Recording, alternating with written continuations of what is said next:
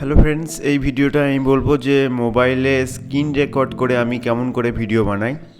কেননা অনেকে আমাকে জিজ্ঞাসা করেছে যে দাদা তুমি কিভাবে ভিডিও বানাও, মোবাইলে কি করে অটোমেটিক ভিডিও চলে। সেই জন্য আমি এই ভিডিওটাই বলবো যে কি করে আমি মোবাইলে স্ক্রিন রেকর্ড করে ভিডিও বানাই।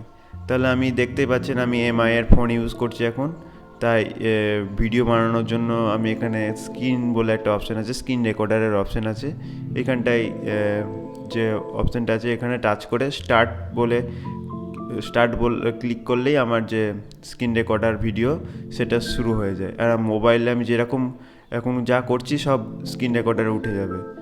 ঠিক আছে, এবার আমি বন্ধ করার জন্য এটাকে টাচ করে দিলাম, বন্ধ হয়ে গেল। এই দেখুন ভিডিওটায় আমি যা করলাম এখন পর্যন্ত সব উঠে যাবে। আমি স্টার্ট করলাম, দেখুন অটোমেটিক হয়ে যাচ্ছে।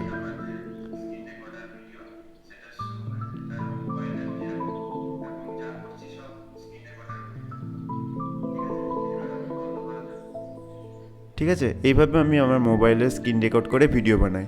আর আপনাদের যদি এর ফোন না হয় তাহলে হয়তো আপনি এই অ্যাপটা পাবেন না। সেই জন্য আপনাকে যেটা করতে হবে, আপনাকে প্লে স্টোরে যেতে হবে। প্লে স্টোরে গিয়ে আপনাকে এখানে সার্চ করতে হবে স্ক্রিন রেকর্ডার। আপনাকে এখানে সার্চ করতে হবে স্ক্রিন রেকর্ডার।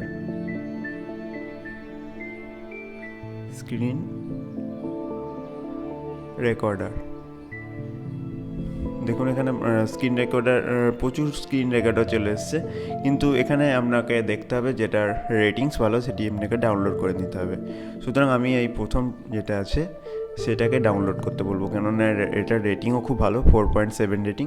এটিকে আপনাকে ইনস্টল করতে হবে এবং এটির মাধ্যমে আপনি মোবাইলে স্ক্রিন রেকর্ড করে আপনার ভিডিও বানাতে পারবেন এবং সেটি আপনি ইউটিউবে আপলোড করতে পারবেন। আমি করছি না, কেননা আমার already inbuilt screen recorder app আছে, যেটা এর ফোনগুলোতে দিচ্ছে, অন্যান্য ফোনে থাকে না, আবার অনেক ফোনে থাকে।